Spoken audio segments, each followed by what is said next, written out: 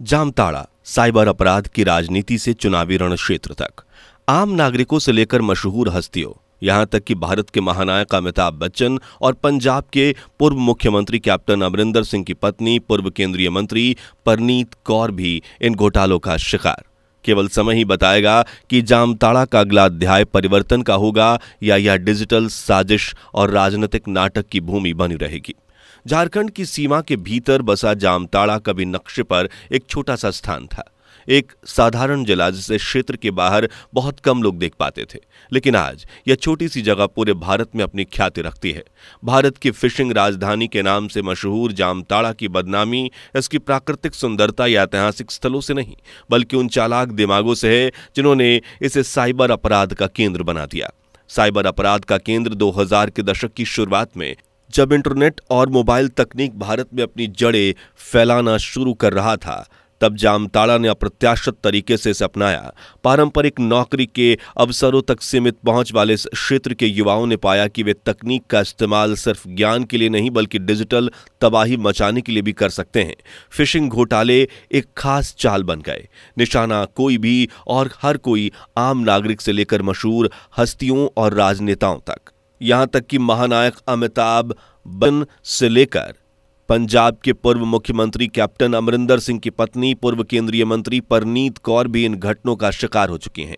2015 से 2017 के बीच 12 अलग अलग राज्यों की पुलिस बलों ने जामताड़ा का दौरा किया और इसके साइबर संचालन के कोड को तोड़ने की कोशिश की। ऐसा अनुमान है कि देश के लगभग 8% साइबर अपराधों का पता इस छोटे से जिले से लगाया जा सकता है। जीर्ण शीर्ण कॉटेज और नए बने आलीशान घरों के बगल में खड़ी लग्जूरियस गाड़ियां इन स्कैमरों के लगातार बढ़ती संपत्ति के स्पष्ट संकेत थे। बदलता परिदृश्य जामताड़ा में राजनीति, लेकिन जामताड़ा सिर्फ साइबर साजिशों का केंद्र नहीं है, यह एक चुनावी रण क्षेत्र भी है जिसमें कड़ी प्रतिस्पर्धा है। 2019 के विधानसभा चुनाव में कांग्रेस पार्टी के इरफान अंसारी ने भाजपा के वीरेंद्र मंडल के खिलाफ महत्वपूर्ण अंतर से जीत हासिल की। उन्हें 1,12,829 वोट मिले।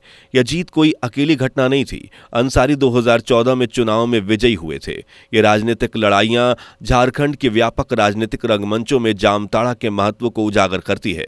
लोग और संख्याएं 2011 की जनगणना के अनुसार जामताड़ा की जनसंख्या 29,415 थी, जिसमें साक्षरता दर 63.73% थी। यह एक ऐसा आंकड़ा है जो सुधार की गुंजाइश को दर्शाता है, खासकर महिलाओं के मामले में जिनकी साक्षरता दर 50.08% है।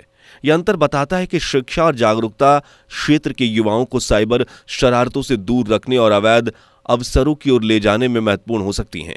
स्क्रीन पर बताई गई कहानी जामताड़ा के साइबर कारनामों के इर्द गिर्द की साजिश ने जामताड़ा नामक एक वेब सीरीज को भी प्रेरित किया। इस शो ने जिले की सरलता और चालाकी की कहानियों को राष्ट्रीय और अंतर्राष्ट्रीय दर्शकों के सामने लाया, जिसने जोखिम और नवाचार दोनों के स्थान के रूप में इसकी प्रतिष्ठा को मजबूत किया। जामताड़ा के लिए आगे क्या है? चुनाव नजदीक आने और राजनीतिक गठबंधनों के साथ जामताड़ा का भविष्य एक चौराहे पर खड़ा है। क्या डिजिटल धोखाधड़ी का पर्याय बन चुका यह स्थान एक नया अध्याय लिखेगा और खुद को फिर से परिभाषित करेगा? क्या शिक्षा, शासन और विकास इसके युवाओं की कच्ची बुद्धि को उत्पादक रास्तों में बदल सकते हैं? जामताड़ा की कहानी साइबर अपराध की कहानी से कहीं बढ़कर है। यह इस बात का प्रमाण है कि कैसे एक छोटा सा जिला एक बड़ा प्रभाव डाल सकता है। भविष्य इसके लोगों के हाथों में है, चाहे वो अपनी कहानी को फिर से लिखना चाहें या परिचित स्क्रिप्ट के साथ बने रहें। केवल समय ही बताएगा कि जामताड़ा का अगला अध्याय परिवर्तन होगा या यह डिजिटल साजिश और राजनीतिक नाटक की भूमि बनी रहेगी।